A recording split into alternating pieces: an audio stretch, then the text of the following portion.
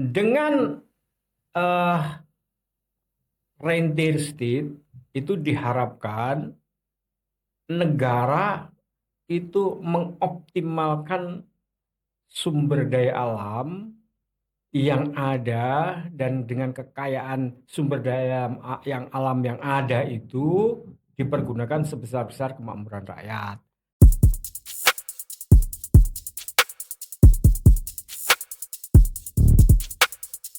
Assalamualaikum warahmatullahi wabarakatuh. Selamat datang di Pak Istok, Majelis Ngopi. Sore ini kita akan membongkar sebuah ide besar. Bisakah Indonesia hidup makmur tanpa bergantung pada pajak rakyat? Ini pertanyaan yang mungkin terdengar utopis. Tapi faktanya ada negara yang sudah membuktikannya. Tax rasio mereka hanya 2%, bahkan ada yang 1%.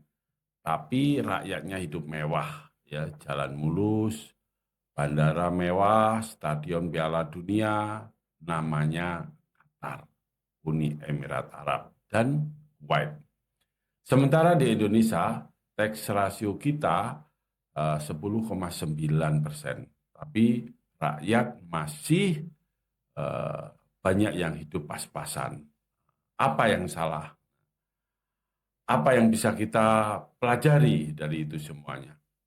Saya sudah bersama Cak Agus Maksum, penulis catatan negara rentir, pajak 2%, hidup tetap mewah.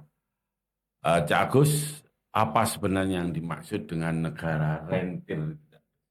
Ya, terima kasih Cak Mangesti. Jadi ini kita bahas tentang satu tema negara rentir, tax rasionya itu rendah. Kenapa? Hmm, Karena kemarin kita membahas bagaimana menaikkan tax rasio, itu iya, kan kemudian orang merasa kok ini kita mau menaikkan tax rasio dengan cara menaikkan apa? Memperketat pajak, artinya mengejar-kejar pajak. Sementara kemudian apakah ada negara yang tidak mengandalkan pajak rakyat, tetapi mereka bisa hidupnya hidup makmur. hidup makmur, hidup berkecukupan, dan juga rakyat tidak dikejar-kejar pajak itu kan intinya. Nah, Iya, iya, itu iya, iya, namanya iya. itu namanya negara rentir.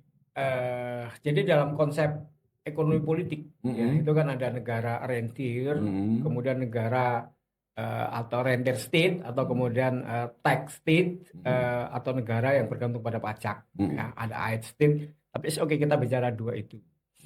Nah, rentir state atau negara rentir itu negara yang hidupnya dari rente sumber daya alam.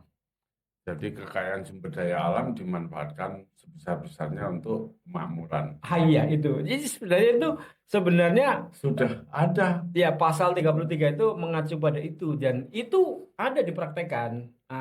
Bukan hanya ada tapi memang kita lihat jadi negara yang dengan sumber daya alamnya Mm-mm, lalu kemudian sumber daya alam itu dikuasai negara mm-mm. lalu kemudian dipergunakan sebesar-besar kemakmuran rakyat, nah itu ya itu ada dan itu ya seperti contoh yang tadi Cak Manges disebut itu negara-negara Timur Tengah ya ada Qatar, ada Uni Eh, Emirat Arab, ada ada Kuwait, Kuwait. ada Irak, ada juga negara Norwegia. Gitu. Di Amerika Latin juga ada. Lupa aku. Saya pernah di Amerika Latin ya. video. Oh, Ada. apa apa Lupa sih, bentar nanti. Venezuela kah? Bukan, bukan. Venezuela Amerika Latin bukan? Ya. Iya, tapi lupa. Oke, lanjut. Oke. Oke. Nah, jadi mereka itu dengan sumber daya alam dioptimalkan, nanti kemudian dia kelola ada SWF-nya gitu ya. Mm-mm. Dan dengan itu mereka bisa menghidupi rakyat. Dan saya kira dengan pengelolaan yang baik itu rakyat tidak terbebani pajak. Ya, makanya tax ratio itu ya 1%, 1,3%, 2% itu sudah cukup. Loh, Cak Agus, aduh, sebentar, Cak Agus, aku tak potong sebentar. Ini kalau Kuwait, ya, Kuwait, kemudian Dubai, Qatar, ya, eh, Uni Emirat Arab, itu kan sumber daya alamnya ya paling sekitar minyak, gas, dan lain. Lu Indonesia itu lu apa-apa ada. Ya itulah Indonesia bukan hanya minyak, Loh gas, iya, ada batu bara, ada emas, apa-apa ada ada. nikel, ya kan macam-macam. Aduh, Jadi bauksit semuanya ada. ya itu makanya sebenarnya konsep negara kita kalau kita baca di pasal 33 ayat 3 itu sebenarnya mengacu supaya Indonesia itu mengelola negara itu dengan konsep rentier state. Artinya, Berarti kita dirampok terus ini nah isinya. itu. Jadi memang nanti kita akan bicara bahwa sebenarnya pengelolaan negara kita ini memang melenceng dari konstitusi, ya kan Nah, gitu. iya, Dan itu yang konstitusinya sudah itu Undang-Undang Dasar yang kita apa? Oke, lanjut Mas. ya. Jadi dengan eh, rentier state itu diharapkan negara itu mengoptimalkan sumber daya alam yang ada dan dengan kekayaan sumber daya yang alam yang ada itu dipergunakan sebesar-besar kemakmuran rakyat. Dan Iya. itu terbukti ada. Dan Masa. Indonesia ini ya bukan hanya sumber daya alamnya yang kaya, tapi kalau Qatar, kalau Kuwait itu kan negara yang jumlah penduduknya cuma 5 juta, 3 juta.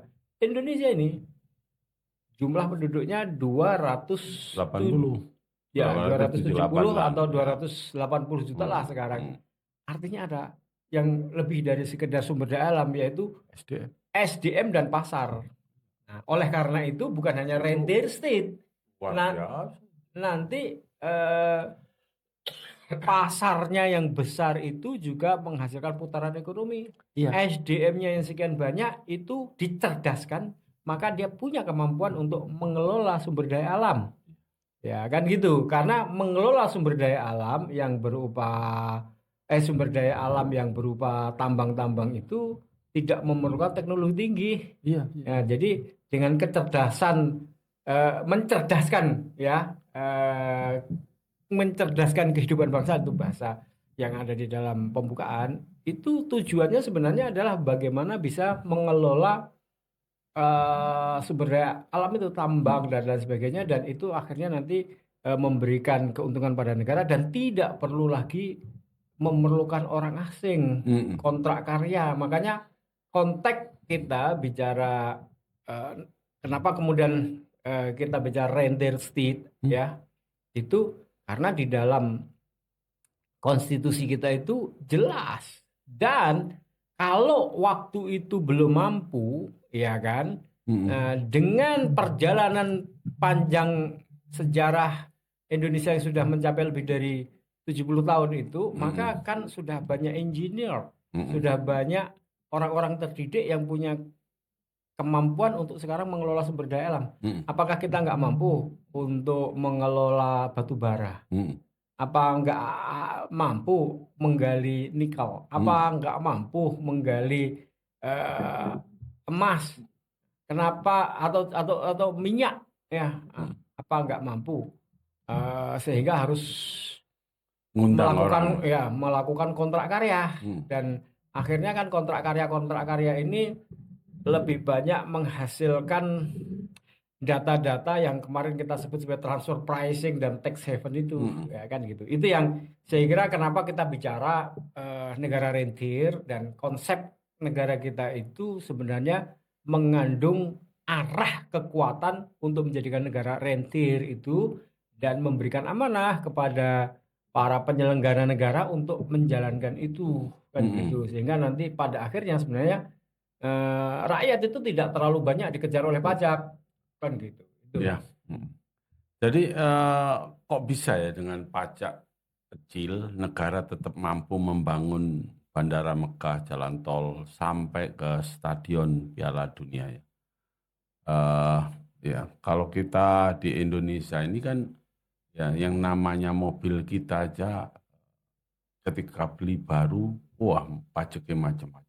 Ya balik nama macam-macam ya, kemudian tiap tahun ya mobilnya ya dipajak semuanya kena. Ya, tapi Ya. katanya untuk membangun jalan ya, tapi masuk jalan juga bayar lagi juga. Ya ini aneh juga kan sebenarnya. Ya, Iya, ini iya, iya. penjelasan Itulah itu. makanya kemudian kita ini terjebak menjadi negara tax state, negara yang mengandalkan pajak. Makanya tax ratio kita kemarin itu sudah mencapai 10%, bahkan lebih ya, 10, sekian persen, 10,9. 10,9 persen. Tapi GDP kita itu baru $4.000. Sementara Qatar ini kalau kita lihat data, dia tax rasionya cuma 2%, tapi GDP per kapitanya itu hampir $90.000, kan jauh sekali. Jadi Hmm. intinya sebenarnya begini, sumber daya alam itu kalau dikelola dengan benar, jujur, Wah, termonitor, terawasi, ya kan? Nah, yang penting itu terawasi. Kalau jujur itu kan sifat yang mm-mm. bisa saja boleh nggak jujur, tapi bisa aja tidak jujur itu bisa dicegah kalau terawasi. Nah, Iya. kan gitu. Nah, Jadi mekanisme pengawasan yang genah, sing jujur tetap jujur, sing nggak jujur terpaksa jujur. terpaksa jujur itulah sistem. Nah, Nah, nanti itulah sistem pengawasan dengan menggunakan teknologi digital untuk kedaulatan digital itu bisa bisa bisa mengoptimalkan sumber daya alam kita yang banyak sekali itu untuk bisa menjadi pendapatan APBN, sehingga APBN itu tidak mengandalkan pajak. Sekarang gini ya, ini kita lihat nih APBN yang saya dalam catatan ini nih, tahun 2023 itu 1.800 triliunnya itu berasal dari pajak. hmm, Lalu kemudian PNBP atau penerimaan negara bukan pajak, hmm, artinya yang berasal dari sumber daya alam itu keseluruhan, hmm. total keseluruhannya itu ya emas, ya nikel, ya batu bara itu cuma 441 triliun. Aduh, aduh, aduh. Ya, jadi dilihat dari struktur ini Hmm, itu terlihat bahwa negara kita itu lebih kepada tax state. Padahal bunyi undang-undang kita kan render state, yaitu harusnya sumber daya alam itu lebih tinggi. Setidaknya eh, ya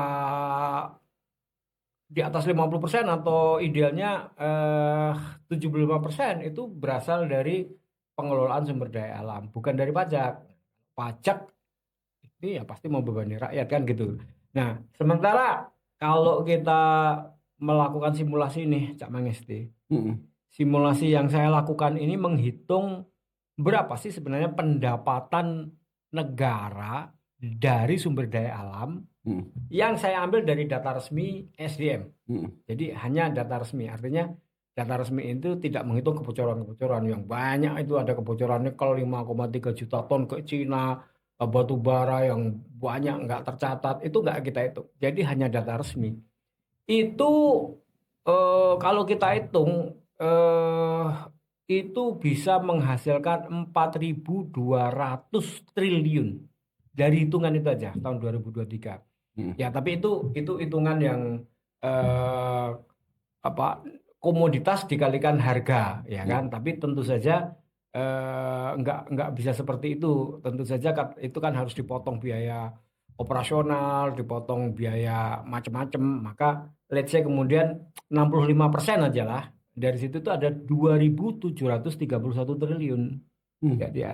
Jadi kalau saja nih kita mundur ke tahun 2023, APBN kita itu eh, apabila apabila pengelolaan sumber daya alam kita itu betul, maka seharusnya dia menyumbangnya itu 2.731 triliun, bukan 441 triliun. Iya. Kalau kalau ini sekali lagi nih, kalau pengelolaan sumber daya alam kita itu betul.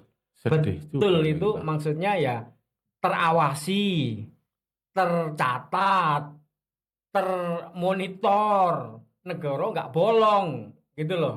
Iya Ya, kan? jadi kalau selama ini cuma ganti ganti mobil saja, tapi supirnya tetap, ya bodoh aja. Iya, itu dia. Makanya jadi Ya. Ini Negara kita ini nggak akan berubah. diskusi podcast ini mengambil tema ini untuk mengembalikan satu gagasan pikiran awal para pendiri bangsa itu, Hmm. ya kan gitu. Bahwa walaupun didiskusikan di tahun 45, Hmm. para pendiri bangsa kita itu pikirannya jelas benar-benar sangat maju gitu loh. Hmm. Ya, dalam konsep ekonomi politik ini ada namanya negara rentir. Hmm. Itu sudah dirumuskan dalam pasal 33 ayat 3 itu dengan sangat Jadi baik. jadi mikirkan rakyatnya betul, nasibnya rakyatnya kemudian sebenarnya. Iya, iya, iya. Iya. Jadi itu bunyi dari pasal 33 itu, ya, itu benar-benar membuat sebenarnya gagasan tentang negara rentir. Jangan kamu peras rakyat dengan pajak, Hmm. ya. Kita ini negara yang memiliki anugerah sumber Luar daya alam biasa. yang luar biasa. Olah itu dengan baik. Hmm. Lalu kemudian keuntungannya masukkan APBN, atau bahkan sekarang ya masukkan ke apa itu namanya, SUF itu, Sovereign Wealth Fund atau dana kesejahteraan, yang nanti uang itu dimasukkan ke situ, lalu nanti baru dipakai untuk diputar dalam bisnis, menghasilkan keuntungan dipakai untuk rakyat. Nah, sekarang sudah namanya Danantara itu sebenarnya. Ya terlambat, tapi ya enggak apa-apa. Nah, saya hanya saja dengan keadaan yang sekarang ini, maka perlu segera negara itu melakukan kajian ulang terhadap kontrak-kontrak karya, ya kan? Yang kedua, Ya, menerapkan teknologi yang digital. yang tidak menguntungkan bagi bangsa dan negara ya dibatalkan. Ya, dibatalkan atau ditunggu kontraknya habis gitu ya. Karena kalau Benar. dibatalkan di tengah jalan kan bisa digugat di arbitrase. Kalau digugat di arbitrase, kemungkinan juga kita akan kalah. Kalau kita masuk ke arbitrase internasional kan banyak kalahnya itu. Apalagi kalau kemudian kontraknya tiba-tiba kita batalkan. Ya bisa kita tunggu, atau setidaknya nih Cak Mangisti, yang paling penting adalah kontrak karya itu diawasi sehingga tahu berapa hasil produksinya. Kalau misalnya di migas, ya di minyak dan gas, saya tahu di situ ada konsep namanya cost recovery. Nah, cost recovery itu selama ini kan menjadi persoalan juga. Berapa sebenarnya cost yang dihabiskan untuk menghasilkan produk itu? Itu kan banyak confuse. Nah, itu diterapkan teknologi digital di situ supaya Ya, cost recovery itu transparansinya transparan. ya, Jadi memperketat pengawasan itu tadi, sehingga kemudian pembagian kontrak karya itu setidaknya 65% untuk negara. Dan kalau 65% untuk negara saja, dengan asumsi data-data ESDM yang ada tadi itu saja sudah menghasilkan 2.730 triliun dimasukkan ke APBN, ya kan? Maka kemudian APBN kita itu sudah cukup sangat memadai dibandingkan dengan tahun 2023 itu tadi cuma 441 triliun. Ya kan gitu. Sehingga kemudian intinya kita bagaimana sih APBN kita itu kita ubah. Harusnya dari SDA sumber daya alam tambang itu 75%. Pajak ya masih tetap ada, tapi cuma 25% aja. Jadi artinya tax ratio nggak usah dikejar sampai tinggi-tinggi, cukup 5% oke. 5% atau 4%. Yang dikejar itu adalah pendapatan dari sumber daya alam. Kalau zaman Orde Baru dulu kita menyebutnya pendapatan dari migas, ya kan, minyak dan gas pada waktu itu. Jadi itu saya kira yang penting. Ketika kita bicara pasal 33 Undang-Undang Dasar 45 itu, blueprint negara kita itu negara rentir, ya kan? Tapi ya tidak full rentir, kita bisa menyebutnya hibrid nanti. Hibrid itu artinya karena kemudian rakyat kita cukup besar kan, ada 280 juta, pasar yang besar. Pasar yang sangat besar, di ayat 2-nya itu nanti ada kebutuhan sembakonya juga tidak boleh jatuh kepada orang seorang, itu dikelola oleh koperasi. Nah, di situ juga akan menghasilkan pajak, pajaknya kecil aja, makanya nggak perlu sampai 10%, 11%. Jadi bisa bisa menjadi negara hibrid lah. Hibridnya itu tapi apa render state 75%, ya, eh, tax Tax state state 25%. Nah, 25%. saya kira itu ideal dan itu masih mengacu kepada konstitusi, kan gitu. Iya. Eh, kita punya sumber daya alam banyak macam-macam. Mulai minyak, gas, batu bara, nikel, emas, sawit, ya bauksit dan apa saja ya, uranium, kemudian apa macam-macam kita punya. Dan kita punya toolnya untuk Ya. Undang-Undang Dasar, utamanya pasal 33 ya, bumi, air, dan kekayaan alam yang dikuasai negara untuk kemakmuran rakyat. Nah, itu sebenarnya blueprint yang sudah disiapkan oleh para pendiri. Ya, itu disitulah kita ini. melihat luar biasanya para pendiri bangsa itu. Ya, luar Nah, biasanya. kenapa ini tidak jalan ya? Jadi ini kan kalau kita ngelihat ya, kita kan pernah diskusi, tapi angkanya saya sudah lupa. VOC jajah kita itu. VOC itu rasanya mungkin malah belum menggali-gali tambang-tambang emas dan lain-lain itu. Ya, ya. Mungkin masih pertanian, perkebunan dan lain-lain ya. Tapi itu nyatanya itu adalah udah kekayaannya luar biasa. Kalau orang terkaya di bumi ini sekarang ditambahkan semua ditambah loh, nggak bisa ngalahkan kekayaannya VOC itu. Iya, VOC itu padahal bukan tambang itu yang dikelola itu dulu. Bukan. Ya, apalagi sekarang yang kita bicarakan kan rentier state ini kan ya tambang, ya macam-macam ya, perkebunan, pertanian. Itu kan sebenarnya kalau dikelola dengan benar itu betul-betul kita bisa jadi rentier state. Iya. Jadi oke. VOC tadi yang Cak Mangesti sebut itu ya, ini ada saya kita cari kan pernah datanya. diskusikan dulu kan. Ya. Ini saya cari datanya ya. Itu memang menjadi perusahaan paling kaya seluruh dunia sampai sekarang.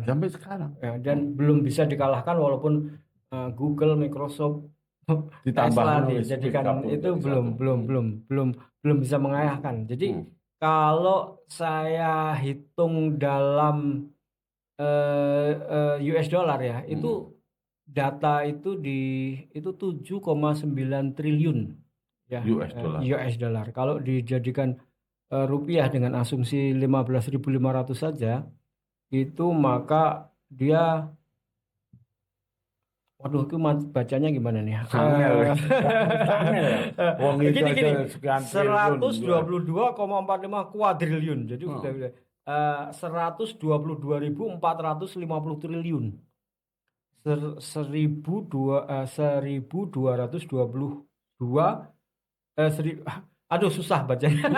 Ya US dollar mestinya. 122 US dollarnya berapa juta US dollar? 7,9 triliun US dollar. 7,9 Catatannya triliun US dollar. Catatannya begini, itu belum mengelola sumber daya alam, belum ada emas, minyak, batu bara, itu belum nikel, baru kekayaan alam, apa tuh, perkebunan. Jadi misalnya pertanian, ya misalnya apa ya, rempah-rempah tangan dulu kan sebutnya apa itu namanya? Ya kopi, coklat, rempah-rempah ya kayak polo, kemudian merica ya gitu-gitu itu. Ya yang paling andalan kan saya kira kan yang disebut rempah-rempah itu ditambah dengan kemudian kopi, teh, kemudian tebu pada waktu tanam paksa.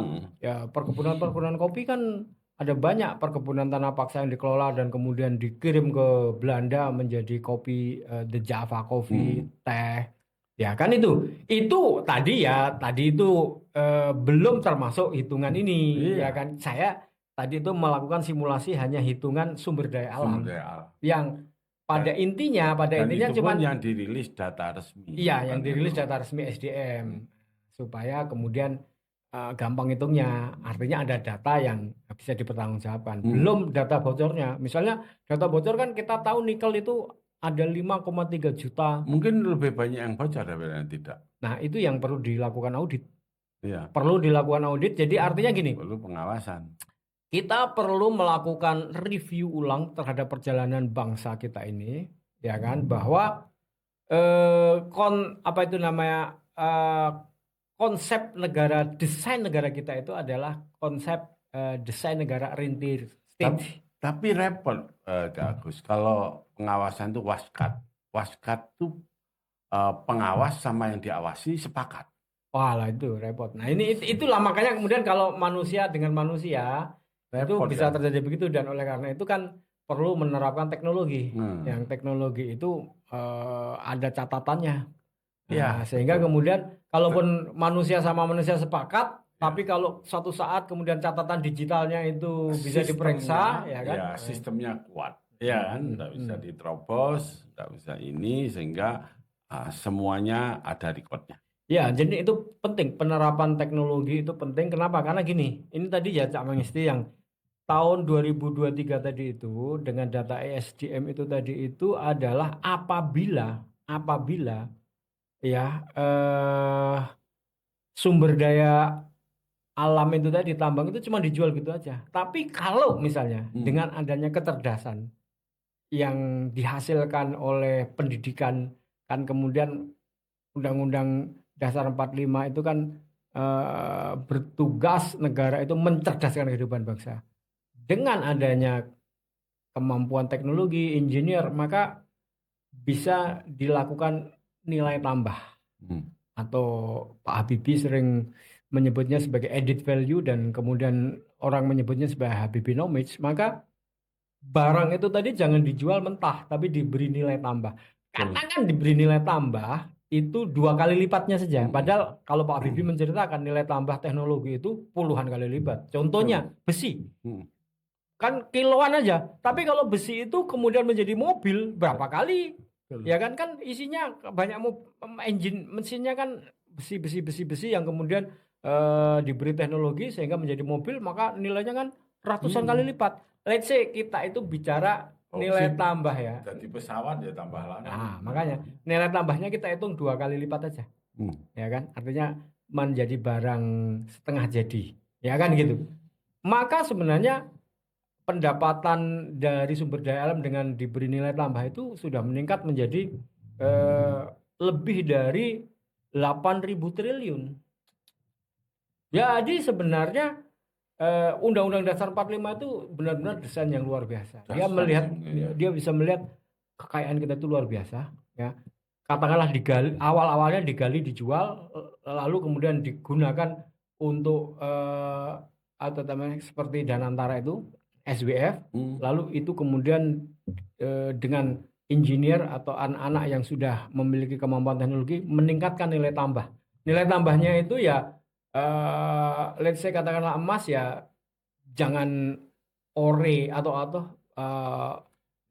apa namanya pasirnya dikirim ke sana, tapi sudah kita smelter dulu jadi emas yang itu kemudian sudah bisa dijual, nilainya kan jauh lebih tinggi dibandingkan dengan apa itu namanya masih berupa pasir. Artinya untuk membuat value added itu kita ini saya yakin kok tidak kekurangan tenaga ahli asli Indonesia. Nggak seperti dulu. Kalaupun kurang ya, itu ya kita harus bersabar. Jangan dikasihkan orang asing dulu. Didik dulu, ya kirim anak-anak bangsa ini sekolah, ya. Jangan ngenteni teknologi itu harus direbut, bukan ditunggu untuk diberikan. Direbut dengan cara kirim anak-anak bangsa ini sekolah sana. Dan sumber daya alam kita jangan keburu diberikan orang, iya kan? Setelah anak-anak kita sudah datang, oke, olan. Kan gitu. Iya. Itu konsepnya sebenarnya konsep Undang-Undang Dasar 45 seperti itu. Iya. Dan meritokrasi harus jalan sebenarnya. Kalau enggak ya kita dipimpin sama orang yang tidak, misalnya kan kalau Mas Agus dipimpin orang yang lebih bodoh dari Mas Agus, kemudian nggak jelas tuh, yuk, apa misalnya gitu. Aku ayo nggak iso gitu. Ya, makanya jadi stres. Eh, Jadi yang satunya mikirnya maju, satunya mikirnya nggak jelas gitu. Oke, oke Mas Agus. Kalau kita serius ingin berubah, apa sebenarnya yang harus dilakukan? Ya, jadi ada setidaknya 3 syarat ya. Pertama, negara harus berdaulat penuh atas SDA. Itu pasal 33. Yes, Nah, setuju. termasuk meninjau ulang kontrak-kontrak yang merugikan. Meninjau ulang itu ya tentu saja kita mempertimbangkan banyak banyak hal ya. Kalau kontraknya habis ya nggak usah diperpanjang, tapi kalau masih ada perpanjang, tapi yang lain-lain itu temuan-temuan yang baru, saya kira perlu kemudian tidak perlu lagi dilakukan kontrak karya dengan asing. Karena sekarang engineer kita cukup, teknologi kita cukup, lalu kita punya Danantara, SWF yang tadi saya dengar pidato Bapak Presiden itu menyebut kekayaan Danantara itu 1.000 triliun. 1.000 triliun US dollar loh ya. 1.000 triliun US dollar loh. Ini kaget saya. 1.000 triliun US dollar. Dan itu kan berarti artinya bisa digunakan untuk menginvestasi. Misalnya ini ada tambang emas baru. Nggak usah lah panggil siapa gitu, apa orang asing gitu. Ya pasti kita punya teknologi, punya orang di situ kan bisa dilakukan. Atau tambang nikel baru. Nggak perlu kan kemudian menunggu investasi dari Cina, ya kan? Itu jadi maksudnya satu, berdaulat penuh atas SDA itu maksudnya gitu. Udah 70 tahun sudah cukup kita kontrak karya dengan asing. Karena oke lah pada waktu itu mungkin kita tidak punya dana untuk membiayai biaya apa itu namanya ya sebelum dilakukan eksploitasi itu kan kemudian ada banyak biayanya mungkin kita nggak mampu. Sekarang kita sudah punya dana itu. Lalu teknologi juga udah 70 tahun ya merdeka kan, engineer kita juga banyak. Nah, sehingga kemudian sumber daya alam itu sudah seharusnya ketika kita lebih kepada negara rentier ya dikelola oleh ini sendiri apa namanya kemampuan sendiri. Kedua, hasil SDA itu jangan langsung habis. Ya, hasil SDA itu dimasukkan ke dalam istilahnya SWF itu, Ya, SWF. Sovereign Wealth Fund yang profesional yang sekarang itu kan sudah ada namanya Danantara dan lalu kemudian digunakan untuk membiayai berbagai macam proyek-proyek pembangunan termasuk juga mengelola sumber daya alam membiayai tadi itu perkebunan pertanian ya kan yang hasilnya juga akan luar biasa itu saya kira kalau kita mau berubah sekarang itu orientasi itu cukup semua untuk bisa kita lakukan ya. Yang ketiga, sumber daya alam itu tadi jangan langsung dijual sekarang, beri nilai tambah, ya kan? Kenapa? Karena kalau diberi nilai tambah itu, let's say ini banyak sekali ya nilai tambah itu misalnya tadi itu ya, ya contohnya tadi itu besi tadi dengan mobil, ya kan? Kemudian juga batu bara itu kan bisa diubah menjadi berbagai macam produk, tidak hanya dijual batu dikirim ke luar negeri, juga emas itu kan jangan dikirim pasir apa ya ore ya istilahnya itu kan sana, tapi smelter di dalam negeri, tapi juga smelternya juga miliknya bangsa Indonesia, jangan juga smelternya miliknya asing, iya. kan gitu ya. Lalu kemudian bayangin aja tuh nilai tambah teknologi itu kita ini katakanlah kakao coklat itu. Kakao coklat itu nilainya berapa kalau dijual kakao? Tapi kalau kemudian diubah sedikit aja jadi coklat gitu loh. Itu puluhan kali. Coklat itu adalah produk turunannya yang paling murah. Coklat itu kalau yang mahal itu salah satunya yang mahal itu adalah minyak coklatnya. Itu fungsinya lipstick yang mahal sekali. Itu yang bisa diginikan sedikit udah langsung gila. Itu dari kakao oil. Oke. Kakao oil. Nah itu kan nilai tambah teknologi. Itu luar biasa. Luar biasa. Saya pernah diajak diskusi oleh Ketua Rumah Kelapa Indonesia. kelapa kita itu kalau diberi nilai tambah, Oh, luar diproduksi jadi biasa. VCO saja, jangan dikirim bulat-bulat Loh, kopra. kalau kelapa itu semuanya bisa, Mas. Karena kalau saya ngalami itu, eh, yang namanya ya saya nggak ngomong yang saya alami sendiri. Saya itu ekspor yang namanya kuku fiber. Heeh. Itu sebulan bisa 80 kontainer 40 feet itu. Heeh. Jadi itu luar biasa. Padahal di situ ada kokopit. Ternyata setelah koko fiber itu masih ada tempurungnya. Itu sekarang saya Oh, sudah teman-teman itu yang produksi briket dari tempurung. Oh, luar biasa. Saya sudah ke pabriknya teman-teman.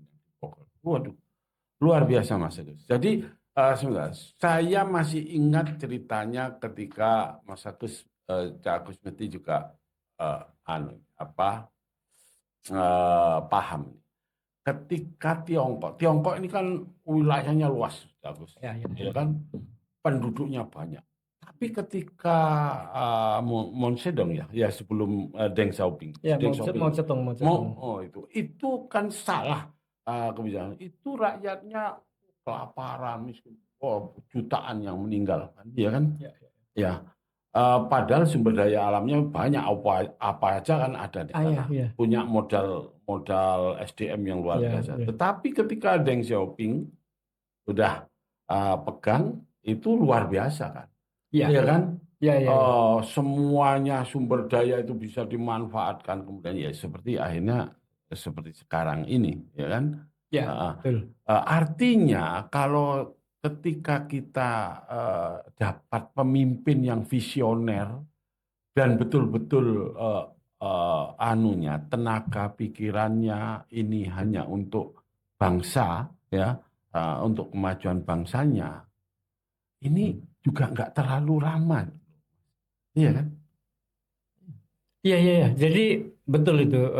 Saya kira kalau kita tengok sejarah negara tetangga yang Iya, sekarang menjadi Tiongkok. raksasa ekonomi dunia Oh, itu sebenarnya benar Cak Mangesti, itu dimulai dari mana sih lompatannya kan gitu. oh, Dia negara pada waktu itu tahun 70-an ya, zaman Mao itu kan benar-benar negara komunis Mao sosialis Zedong ya. ya, eh, eh, itu banyak sekali mati kelaparan. Iya, mati kelaparan, jutaan, orang 40-an jutaan. juta. Oh. Tapi ketika kemudian berpindah kepada Deng Xiaoping, nah, Deng Xiaoping itu memulainya sesuatu yang luar biasa, yaitu begini dia. Oke, ini politik negaranya diubah, Nggak populis memang ya pada waktu itu ya. politik negaranya diubah menerima kapitalisme. Jadi Iya. blend antara sosialisme kapitalisme yang terkenal dengan Iya. tidak peduli kucing itu warnanya hitam atau putih, yang penting dia bisa nangkap tikus, kucing yang baik. Ya, itu filosofi yang saya kira sangat terkenal ya. Tapi ketika kemudian filosofi itu dipakai, artinya Deng itu berpikir untuk industrialisasi, untuk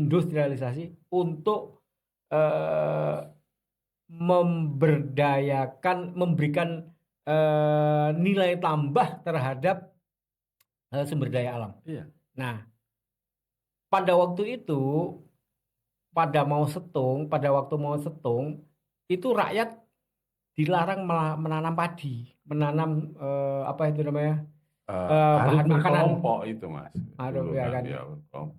Kalau Nah, orang Deng itu diarahkan untuk memproduksi apa ya, sesuatu yang dianggapnya sebagai lompatan, tapi ternyata rakyatnya malah kelaparan karena kemudian produksi padinya itu kekurangan, turun. ya kan. Nah, ketika kemudian Deng itu dimulai justru ketika mengembalikan lahan-lahan itu kepada rakyat, tanam padi. Tanam apa itu namanya, bahan makan. Mulai dari gandum, mulai ini semuanya. Ketika kemudian itu dilakukan, maka kemudian terjadi lompatan yang luar biasa. Dan tanah itu dibagi ke pribadi-pribadi lagi, jadi dia bisa berlomba-lomba produksi. Ya. Bayangkan dia kelaparan selama ini nggak boleh menanam, tiba-tiba kemudian dibolehkan menanam sehingga kemudian ya mereka menanam dan kemudian bisa dimakan, sisanya dijual dan hasil produksinya yang sisa itu kemudian dijadikan biaya untuk melakukan pembangunan ekonomi. Yang berhasil diberi hadiah, diberi penghargaan. Ya, oke. Ya, Jadi, luar biasa. nah itu lompatan terjadi ketika perubahan dari mau cetung ya, gampangannya mau ketua mau kepada deng. Nah, saya kira ini kan kita juga berada dalam satu perubahan dari Jokowi Dari Wi ke, Bowo. ke Pak Prabowo, dan kita melihat Pak Prabowo ini kenapa kita juga diskusi pasal beliau juga terus-menerus menyuarakan itu. Tapi saya tahu lingkungannya belum tentu bisa mudah ya. Oleh karena itu ya kita juga harus sambut dan kita beri sumbangan pikiran untuk bisa diterapkan pasal 33 itu pada banyak bidang, termasuk juga kita diskusikan ini untuk mengingatkan lagi bangsa Indonesia bahwa konsep negara kita yang dibangun oleh para pendiri bangsa kita itu adalah rentier state, walaupun tidak murni hibridnya dengan tax state, artinya kemudian masih ada tax juga, tapi jangan tinggi-tinggi, nggak usah tinggi-tinggi dibebani. Kenapa? Karena rakyat kalau dibebani pajak terlalu besar itu kan kemudian juga susah kan gitu. Jadi bagaimana negara kemudian mengefektifkan sumber daya alam, termasuk juga sumber daya alam di pertanian perkebunan tadi itu belum kita hitung tuh kan, gede banget. Sehingga kuncinya adalah apabila kita punya pemimpin yang punya kontrol kuat untuk mengontrol negara itu arahnya kepada desain awal, ya kan, yaitu Pancasila dan UUD 45 itu, khususnya pasal 33, insya Allah kita akan terjadi lompatan besar, ya kan gitu, sehingga kemudian kemakmuran dengan jumlah penduduk yang 270-an juta itu bukan tidak mungkin. Kenapa? Karena Cina itu kan hampir 1 miliar bisa dilakukan, ya kan, selama kemudian jangan ada terlalu banyak konflik. Masalahnya gini loh, masalahnya tapi Deng itu tegas loh, tegas. Ketika menerapkan itu memang terbukti bagus, kan memang pertama bertahap, yang dibuat percobaan kan salah satu di beberapa provinsi saja atau kota, salah satunya Shenzhen kan, Shenzhen itu. ya. Nah, tapi itu membuktikan luar biasa kemajuannya dan kemakmuran. Jadi memang nggak langsung semuanya begitu. Ini terusan yang jelas-jelas menentang ya dikerjakan sama Deng. Iya, karena di sana itu negara komunis. Iya, ya, dikerjakan. negara Artinya komunis, negara ya membela rakyatnya gitu. Iya, ya diselesaikan iya, gitu. iya. Nah, itu ya tapi ya akhirnya ya seperti sekarang. Iya, jadi tadi selain kita bicara ekonomi, maka akan bicara politik juga. Politiknya jangan terlalu banyak konflik. Kalau terlalu banyak konflik seperti di Irak, nanti ya perang terus. Ya, nah di kita ini kan di Cina bisa berlaku efektif karena dia negara komunis, politiknya masih komunis tunggal, jadi tidak terlalu banyak konflik. Coba ketika peristiwa yang besar itu, yang terkenal Tiananmen itu bagaimana itu? Pertimbangannya kan luar biasa itu. Ya. Udah berbagai cara damai sudah dilakukan, tapi akhirnya Deng juga bersihkan itu, bersih kan? Ya, tapi kita tentu tidak se-ekstrim Cina yang komunis dan otoriter seperti Tiananmen itu. Tapi kita juga tidak terlalu harusnya jangan terlalu mentolerir kebebasan liberal. Iya, yang menyebabkan politik kita itu jadi susah diatur karena liberal diterapkan pada negara kita yang sebenarnya konsep desainnya bukan negara liberal. Juga kultur kita bukan negara liberal, dan sudah diterapkan kita itu dengan model pemilihan langsung, dan ini kan konflik semacam itu juga banyak terjadi. Jadi ini juga konsep politiknya juga harus dikembalikan, ya kan? Kita ini bukan negara liberal, konsep politiknya kita kan Pancasila, sila keempat itu jelas itu adalah negara musyawarah untuk mencapai satu keputusan, dan itu bukan demokrasi one man one vote yang liberal seperti sekarang kita terapkan. lebih mendekat kepada satu konsep negara apa ya apa ahlul hali wal akdi. Ya Ya, ya. sebenarnya kalau dalam konsep Islam atau ahlul hali wal akdi itu apa sih? Konsep kepemimpinan bersama. Hmm. Semua golongan, semua kelompok, semua daerah harus ada perwakilannya, lalu duduk bersama dalam sebuah syuro atau majelis. Majelis.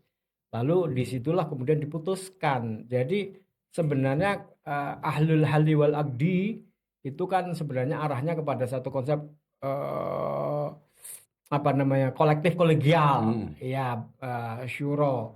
Dan keputusan diambil bersama, diputuskan siapa yang menjadi presiden itu di situ, ya dan lain sebagainya. Itu kan sudah kita tinggalkan juga dan itu perlu juga supaya kita tidak terlalu banyak biaya yang keluar untuk pemilu tiap 5 tahun. Pemilunya ada pemilu kabupaten, pemilu provinsi, pemilu apa itu namanya nasional, ya kan?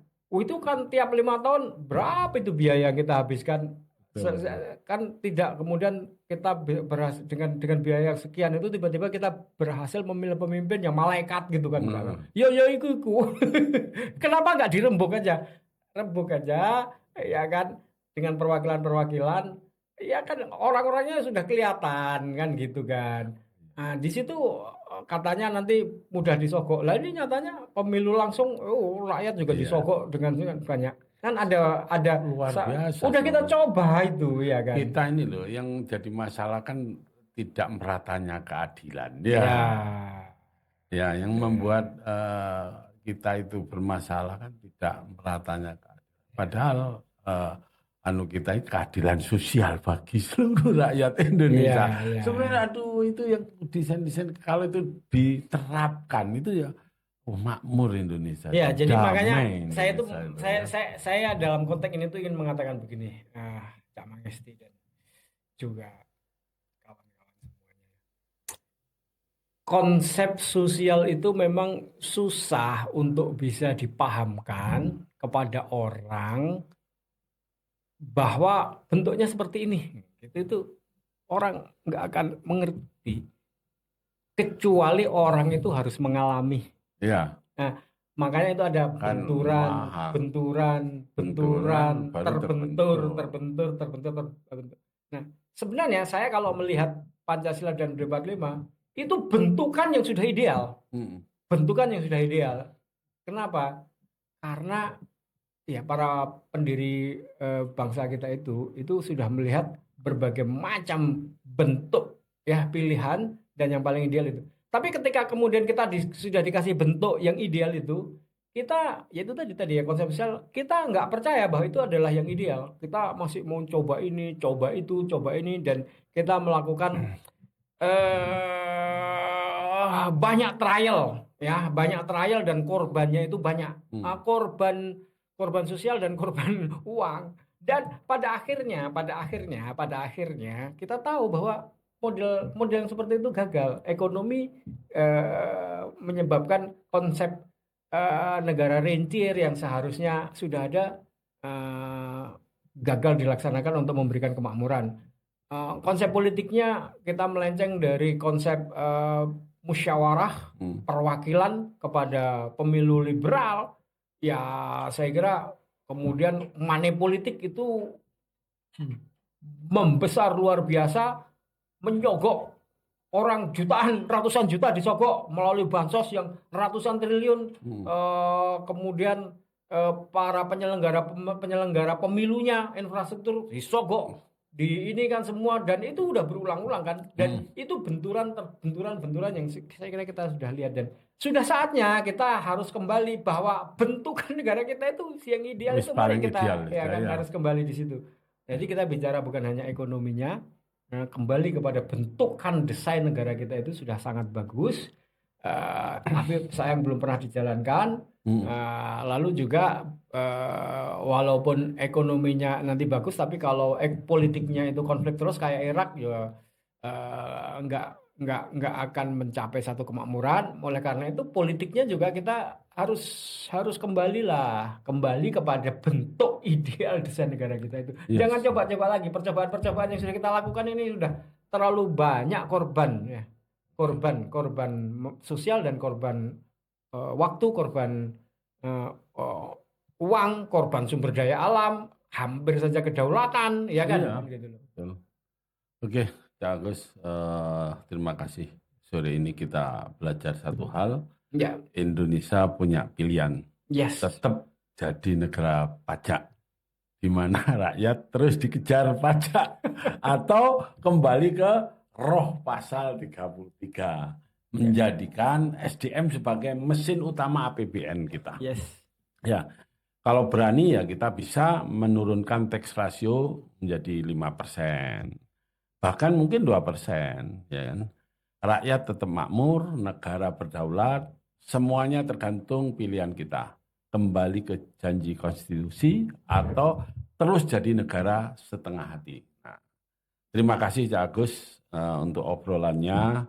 Kita tutup Pak Istok Majelis Ngopi ini dengan satu pertanyaan. Sudahkah kita serius menjalankan pasal 33 atau masih kita biarkan ia jadi doa di udara?